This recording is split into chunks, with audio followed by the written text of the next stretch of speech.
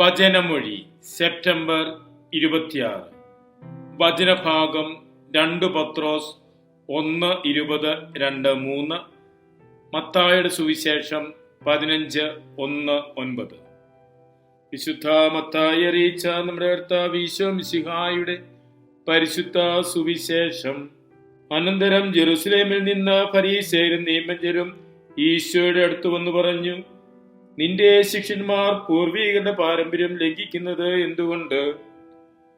ഭക്ഷണം കഴിക്കുന്നതിന് മുൻപ് അവർ കൈ കഴുകുന്നില്ലല്ലോ. അവൻ മറുപടി പറഞ്ഞു, നിങ്ങളുടെ പാരമ്പര്യത്തിന്റെ പേരിൽ നിങ്ങൾ ദൈവത്തിന്റെ പ്രമാണം ലംഘിക്കുന്നത് എന്തുകൊണ്ട്?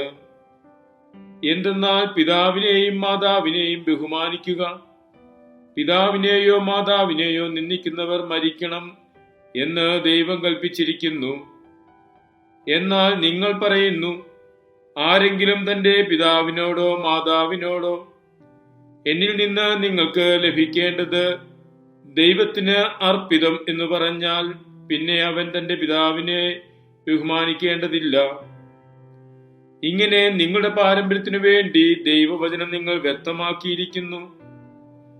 കപടനാട്ടിക്കാരെ, ഏശയ്യാ നിങ്ങളെപ്പറ്റി ശരിയായി തന്നെ പ്രവചിച്ചു. ഈ ജനം അധരം കൊണ്ട് എന്നെ ബഹുമാനിക്കുന്നു, എന്നാൽ അവരുടെ ഹൃദയം എന്നിൽ നിന്ന് ഏറെ അകലെയാണ്. അവർ മനുഷ്യ നിയമങ്ങൾ കൽപ്പനകളായി പഠിപ്പിച്ചുകൊണ്ട് വ്യർത്ഥമായി എന്നെ ആരാധിക്കുന്നു. ഈശോയിൽ സ്നേഹമുള്ളവരെ, ഇന്ന് സുവിശേഷത്തിൽ നാം ശ്രവിച്ചത് ഫരീസേയരും നിയമജ്ഞരും ഈശോയുടെ പക്കൽ വന്ന് ഈശോയുടെ മേൽ കുറ്റം ആരോപിക്കുന്നതിനു വേണ്ടി അവന്റെ ശിഷ്യന്മാരുടെ പ്രവർത്തികളെ ചോദ്യം ചെയ്യുകയാണ്. എന്നാൽ ഈശോ അവരോട് പറയുകയാണ്, മാനുഷികമായ പാരമ്പര്യങ്ങളുടെ പേരിൽ ദൈവവചനത്തെ നിരർത്ഥകമാക്കുന്ന അവരുടെ പ്രവർത്തികളാണ് തെറ്റായിട്ടുള്ളത് എന്ന്.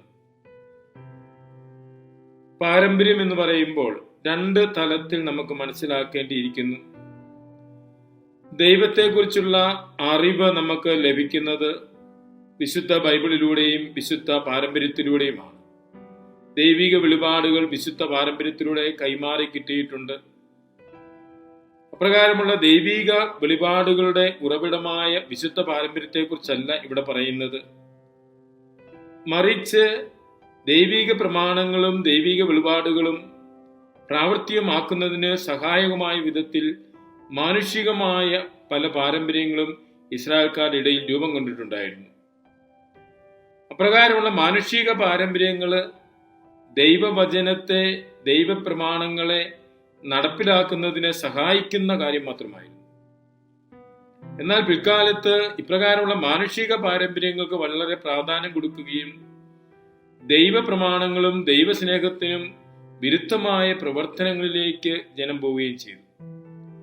അപ്രകാരമുള്ള പ്രവർത്തികളെയാണ് ഈശോ ഇവിടെ കുറ്റപ്പെടുത്തുന്നത്. ആധുനിക ലോകത്ത് പലപ്പോഴും അത് സംഭവിക്കുന്നുണ്ട്. മാനുഷികമായ ആചാരാനുഷ്ഠാനങ്ങളുടെ പേരിൽ ദൈവത്തെ മറന്ന്, ദൈവസ്നേഹത്തെയും പരസ്നേഹത്തെയും മറന്ന് പ്രവർത്തിക്കുന്നത് വലിയ തെറ്റാണെന്നാണ് ഇന്ന് തിരുവചനം നമ്മെ ഓർമ്മിപ്പിക്കുന്നത്.